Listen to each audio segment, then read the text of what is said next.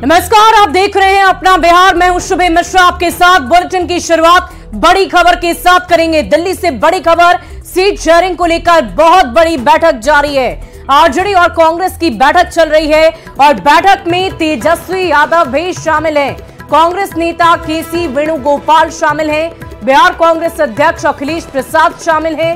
National alliance committee के chairman Mukul Wasnik के आवास पर यह बैठक होने के बाद बहुत बड़ा ऐलान हो सकता है। इस वक्त की बहुत बड़ी खबर आपको बता रहे हैं। कांग्रेस नेता केसी वेणुगोपाल भी शामिल हैं और ये पूरी मीटिंग जो है वो मुकुल वासनिक के आवास पर चल रही है और मीटिंग के बाद बहुत बड़े ऐलान की संभावना जताई जा रही है। बहुत बड़ी खबर आपको बता रहे हैं। सीट शेयरिंग को लेकर महागठबंधन की तरफ से कोई बड़ा ऐलान आगामी लोकसभा चुनाव को लेकर किया जा सकता है। इसमें तमाम महागठबंधन के दिग्गज नेता शामिल हैं। बिहार से तेजस्वी यादव भी पहुंचे हैं। अखिलेश प्रसाद इसमें शामिल है, बिहार कांग्रेस के अध्यक्ष हैं। तो ये बैठक कई मायनों में और भी ज्यादा महत्वपूर्ण है, क्योंकि एक तरफ एनडीए की तरफ से जहां सीटों के साथ साथ अब उम्मीदवारों के नामों की लिस्ट भी साझा कर दी गई है, तो इधर महागठबंधन में अब तक ना तो सीटों का बंटवारा और ना ही उम्मीदवारों का नाम सामने आया है। तो जाहिर सी बात है ये मीटिंग कई मायनों में बहुत ही ज्यादा महत्वपूर्ण है।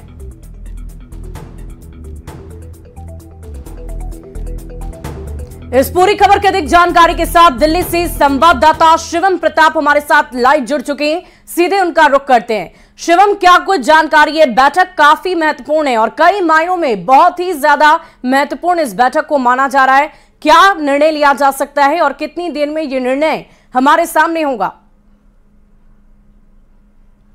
बिहार में सीट शेयरिंग को लेकर आरजेडी और कांग्रेस नेताओं की आज दिल्ली में बैठक हो रही है। इस वक्त में नेशनल अलायंस कमेटी जो कांग्रेस की है उसके चेयरमैन मुकुल वासनिक के आवास पर हूं और यहीं पर आरजेडी नेता तेजस्वी यादव और संजय यादव अब से कुछ देर पहले पहुंचे हैं। ऑलरेडी मुकुल वासनिक के आवास पर बिहार कांग्रेस के अध्यक्ष अखिलेश प्रसाद सिंह और बिहार कांग्रेस के प्रभारी मोहन प्रकाश पहले ही पहुंच चुके हैं। बताया जा रहा है कि अब से कुछ देर में कांग्रेस के जनरल सेक्रेटरी केसी वेणुगोपाल यहां पर पहुंचेंगे और उसके बाद बैठक शुरू होगी। माना यह भी जा रहा है कि आज सीट शेयरिंग को लेकर जो गठबंधन का फॉर्मूला है उस पर मुहर लग जाएगी और आज शाम से कल के बीच में कांग्रेस और आरजेडी के बिहार में सीट शेयरिंग का बाकायदा ऐलान हो सकता है। पहले इस तरीके की खबरें आई थी कि आरजेडी ने 6 सीट का कांग्रेस को ऑफर दिया है, जबकि कांग्रेस पार्टी 9 सीटों पर चुनाव लड़ना चाहती है। उनमें से कटिहार और पप्पू यादव की जो सीट है जिसको लेकर वो दावा ठोकते रहे हैं उस पर भी नाम है, लेकिन आरजेडी उसको लेकर तैयार नहीं है। अब से पहले जो कांग्रेस की नेशनल अलायंस कमेटी है और जो आरजेडी के तमाम नेता हैं उनके बीच बैठक हो रही थी, लेकिन माना यह जा रहा है कि आज की बैठक में चूंकि तेजस्वी यादव शामिल हो रहे हैं, केसी वेणुगोपाल शामिल हो रहे हैं, तो गठबंधन को लेकर जो भी जिन मुद्दों पर पेच फंसे थे उसको पूरा कर लिया जाएगा और दोनों पार्टियां बैठकर आज ये फैसला कर लेंगी कि बिहार में कितनी सीटों पर चुनाव लड़ा जाएगा। सूत्र ये भी दावा कर रहे थे कि बीते 2-3 दिनों से ऐसी कोई बातचीत नहीं हुई है, लेकिन आज की बैठक महत्वपूर्ण हो जाती है क्योंकि कांग्रेस के जनरल सेक्रेटरी केसी वेणुगोपाल मौजूद होंगे। हालांकि मल्लिकार्जुन खड़गे जो छोटा सा अपडेट आपसे ये भी लेना चाहूंगी कि इस बैठक की शुरुआत क्या हो चुकी है और अगर हो चुकी है तो कितना वक्त बीत चुका है? देखिए, अभी जस्ट 5 मिनट पहले तेजस्वी यादव और संजय यादव यहां पहुंचे हैं। अखिलेश प्रसाद सिंह और जो कांग्रेस के प्रभारी हैं मोहन प्रकाश वो काफी देर पहले पहुंचे थे, लेकिन माना यह जा रहा है कि कांग्रेस के जनरल सेक्रेटरी केसी वेणुगोपाल भी अब से कुछ देर में आएंगे और उसके बाद फॉर्मल मीटिंग शुरू होगी। अभी मुकुल वासनिक भी आवास पर मौजूद है, गठबंधन समिति के वो अध्यक्ष हैं। बातचीत अब से पहले वो करते रहे, तो माना यह जा रहा है कि शुरुआती बैठक अब जो कांग्रेस के नेता है उनके साथ तेजस्वी बैठेंगे और उसके बाद जब जनरल सेक्रेटरी केसी वेणुगोपाल यहाँ जाएंगे तो बाकायदा जो फॉर्मल मीटिंग है वो शुरू हो जाएगी। लेकिन महागठबंधन की गांठ की बात करें तो महागठबंधन में बहुत सारे गांठ हैं और क्या इन गांठों को सुलझा लिया जाएगा इस मीटिंग के तहत? क्योंकि कांग्रेस की तरफ से 9 सीटों पर दावे किए जा रहे हैं, 6 सीट आरजेडी देने को तैयार है, तो गांठ तो बहुत सारी है। तो क्या हम ये समझ सकते हैं कि इस बैठक के दौरान इन गांठों को सुलझा लिया जा सकता है आज? देखिए, बिल्कुल दोनों दलों के नेताओं में कहीं ना कहीं आपसी सहमति है। यही एक वजह की बैठक हो रही है। जिस तरीके की लगातार खबरें चल रही थी कि अनबन है, गठबंधन टूट सकता है, उसको लेकर कांग्रेस ने भी और बाकायदा कल लालू यादव ने बाइट दी थी कि ऐसा कुछ नहीं है। कुछ चीजों पर आमतौर पर सहमति नहीं बन पाती है, लेकिन इसका यह मतलब नहीं है कि सीट शेयरिंग नहीं हो पाएगी, गठबंधन नहीं हो पाएगा। आज की बैठक महत्वपूर्ण है, बड़े नेता बैठ रहे हैं और वो निश्चित तौर पर बैठक के बाद कोई ना कोई ऐलान होगा, सहमति बन जाएगी। 6 से सूत्रों का यह दावा है कि आरजेडी ने 6 सीटें दी थी, लेकिन वो आज की बैठक में 7 से 8 सीटों का ऑफर रख सकते हैं। कांग्रेस पार्टी की जो मनपसंद की 1 से 2 सीटें हैं उनको भी दे सकते हैं और उसके बाद बैठक में निश्चित तौर पर मुहर लग जाएगी। सूत्र ये भी दावा कर रहे हैं कि केसी वेणुगोपाल और तेजस्वी यादव के बीच जो बातचीत होगी वो निश्चित तौर पर इस गठबंधन में सीट शेयरिंग को लेकर मुहर लगा देगी और आज बैठक के बाद या फिर कल दिन में यह ऐलान हो जाएगा कि आज ही क्योंकि ये बैठक तो अभी शुरू हो जाएगी कुछ देर में औपचारिकता के तहत, लेकिन क्या आज ही ऐलान किया जा सकता है या कल सुबह का इंतजार किया जाएगा? 24 घंटे का वक्त रखा जाएगा ऐलान के लिए। देखिए बिल्कुल, अब चूंकि परसों से नामांकन का दौर शुरू हो रहा है, ऐसे में कोई बड़ी बात नहीं है कि आज की बैठक के बाद ही तुरंत ऐलान कर दिया जाए, क्योंकि पहली बार तेजस्वी यादव और केसी वेणुगोपाल जैसे लोग इस बैठक में शामिल हो रहे हैं। हो सकता है कि कल इसका ऐलान हो, चूंकि बैठक लंबी चल जाए, लेकिन माना यह जा रहा है कि इसका कभी भी इस बैठक के बाद ऐलान हो सकता है, क्योंकि समय ज्यादा नहीं है। कल तेजस्वी यादव को दिल्ली भी पटना निकलना है, तो ऐसे में माना यह जा रहा है कि आज शाम में बैठक के बाद या फिर कल दिन में सीट शेयरिंग को लेकर जो तमाम आज बैठक में बात बनेगी उसका ऐलान हो सकता है। वाकई शिवम, ये देखने वाली बात होगी कि इस बैठक के बाद क्या वाकई महागठबंधन में जो भी गांठ है वो सुलझ जाती है या उलझती है, वो तो हम इस बैठक के बाद ही देखेंगे। और थोड़ा इंतजार हमारे दर्शकों को भी करना होगा। महागठबंधन की तरफ से जब सीटों के फॉर्मूले का अनाउंसमेंट होगा, वो खबर भी हम सबसे पहले अपने दर्शकों तक पहुंचाएंगे। बहुत बहुत शुक्रिया शिवम हमारे साथ जुड़ने के लिए। इस पूरी खबर पर आप लगातार नजर बनाए रखें। और बिहार में पहले चरण का मतदान 19 अप्रैल को होना है और ऐसे में 4 सीट पर होने वाले चुनाव को लेकर सीटों के साथ ही उम्मीदवारों का चेहरा भी साफ हो चुका है। रिपोर्ट के जरिए समझिए कि एनडीए और महागठबंधन के बीच किन उम्मीदवारों के बीच सीधी टक्कर है।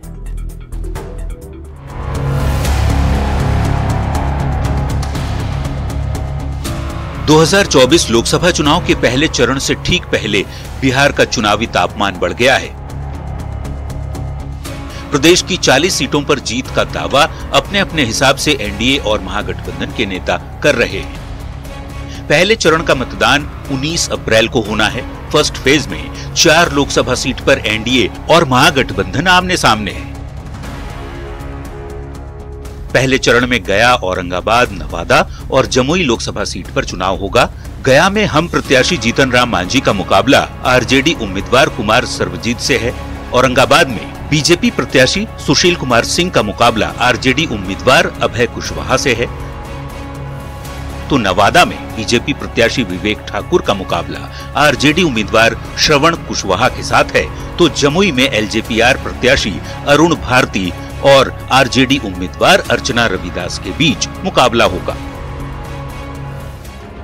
गया सुरक्षित सीट है, जहां बड़ी संख्या में दलित वोट बैंक है। गया सीट पर मांझी समुदाय का दबदबा रहा है। ऐसे में इस बार एनडीए ने जीतन राम मांझी को कैंडिडेट बनाया है। आरजेडी ने कुमार सर्वजीत को उम्मीदवार बनाकर गया में पासवान जाति के वोट बैंक को साधने की रणनीति बनाई है। तो औरंगाबाद से आरजेडी पहली बार भाग्य आजमा रहा है। कांग्रेस यहां से 9 बार जीत दर्ज कर चुकी है। बीजेपी ने अपने सिटिंग एमपी सुशील कुमार सिंह पर भरोसा जताया है। नवादा सीट की बात करें तो यहां आखिरी बार 2004 में आरजेडी के वीरचंद पासवान ने जीत दर्ज की थी, पर अब इस सीट पर एनडीए की पकड़ मजबूत है। बीजेपी ने वरिष्ठ नेता डॉक्टर सीपी ठाकुर के बेटे विवेक ठाकुर को पार्टी का उम्मीदवार बनाया है। जमुई लोकसभा सीट अनुसूचित जाति के उम्मीदवारों के लिए आरक्षित है। पिछले 2 चुनाव के नतीजों की यदि बात करें तो इस सीट पर लोक जनशक्ति पार्टी बेहतर स्थिति में है। चिराग पासवान के हिस्से आई जमुई सीट पर इस बार चिराग ने अपने बहनोई अरुण भारती को उम्मीदवार बनाया है, जो पहली बार चुनाव लड़ रहे हैं। आरजेडी ने जमुई से अनुसूचित जाति की उम्मीदवार अर्चना रविदास को चुनावी मैदान में उतारा है। Bureau report, news 18। वहीं वैशाली से पूर्व विधायक मुन्ना शुक्ला ने बहुत बड़ा दावा किया है। मुन्ना शुक्ला ने आरजेडी प्रत्याशी के तौर पर वैशाली लोकसभा सीट से चुनाव लड़ने का दावा किया, जिसके लिए उन्होंने लालू प्रसाद और तेजस्वी यादव से ग्रीन सिग्नल मिलने की बात कही है। मुन्ना शुक्ला ने कहा है कि लालू प्रसाद और तेजस्वी यादव ने उन्हें वैशाली लोकसभा सीट से लालटेन जलाने को कहा है और वो वैशाली में लालटेन जलाने के लिए निकल चुके हैं। गठबंधन में सीटों पर फंसे पेच के सवाल पर भी उन्होंने अपना जवाब दिया कि सब जल्द ही फाइनल हो जाएगा। हम लड़ रहे हैं चुनाव वैशाली से। लालू जी और तेजस्वी जी हमको आश्वासन दिए हैं कि आप जाइए, तैयारी करिए और घोषणा होगा तो घोषणा भी हो जाएगा। इस सीट का अभी फाइनल कोई प्रत्याशी का नाम नहीं है। उनको लालू जी तेजस्वी जी खुद आशीर्वाद दिए हैं और मैं वैशाली में होली के बाद निकलूंगा और लोगों के बीच जाऊंगा और वैशाली में ललटेन जलाऊं। शेयरिंग नहीं हुआ है, सीट शेयरिंग क्लियर हो जाता है, उसी के साथ हम लोग का भी ओपन हो जाएगा।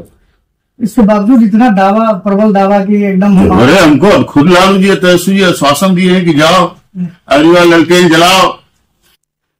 हम ललटेन लेके चल चुके हैं।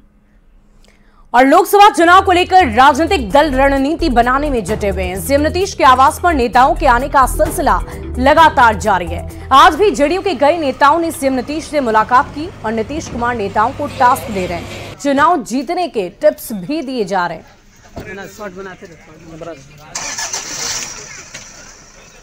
के शुभ अवसर माननीय मुख्यमंत्री जी हमले का अभिभावक है, उनसे आशीर्वाद लेने आए और हम लोग ने तय किया है कि एनडीए के 40 सीट हम लोग जीतकर माननीय नीतीश कुमार जी के नेतृत्व में भारत के प्रधानमंत्री के रूप में आदरणीय नरेंद्र मोदी जी को दिखाना है। आज होली का शुभ अवसर है और माननीय मुख्यमंत्री जी से आशीर्वाद प्राप्त करने आए थे और जो लोकसभा का चुनाव हो रहा है उस लोकसभा के चुनाव में एनडीए 40 का 40 सीट जीतेगी और मुख्यमंत्री जी के नेतृत्व में और माननीय प्रधानमंत्री के नेतृत्व में देश में चुनाव लड़ा जाएगा। आज हम लोग अपने गार्जियन मुख्यमंत्री से आशीर्वाद लेने आए थे होली के शुभ अवसर पर और हम औरंगाबाद के जिलाध्यक्ष भी हैं, रफीगंज के पूर्व विधायक भी हैं। तो फर्स्ट फेज में हमारा औरंगाबाद गया हमारे दोनों लोकसभा का चुनाव है, दोनों पे सहयोगी दल लड़ रहे हैं। औरंगाबाद से सुशील कुमार सिंह जी भाजपा के उम्मीदवार हैं और गया से पूर्व मुख्यमंत्री मांझी जी उम्मीदवार हैं। तो दोनों पे क्या रणनीति होगी इस पे हमने चर्चा किया। वहीं सियासत से जुड़ी इस वक्त की बड़ी खबर आपको बताएं। बिहार बीजेपी प्रभारी विनोद तावड़े से समस्तीपुर सांसद प्रिंस राज ने मुलाकात की है।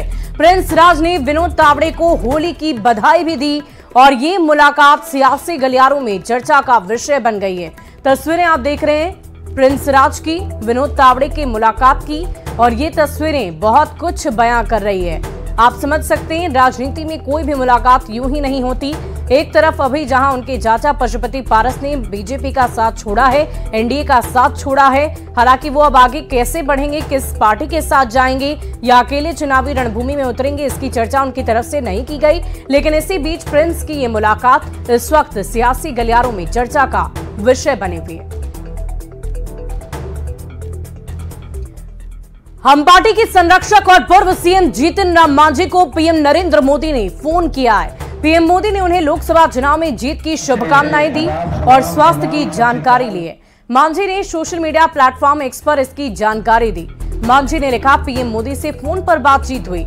मोदी जी का ये व्यवहार और अपनों के प्रति चिंता उन्हें महान बना रहा है, तभी तो पूरी दुनिया कह रही है कि मैं मोदी का परिवार हूं।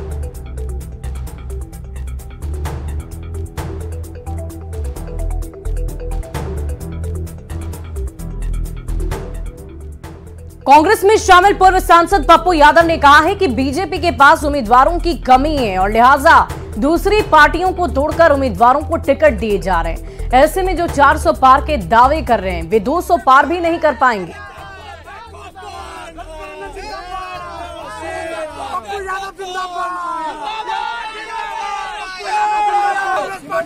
सीता सोरेन और कांग्रेस के एमपी को लाकर टिकट दे रहा है, तो इसका मतलब बीजेपी में कोई टिकटार्थी नहीं है।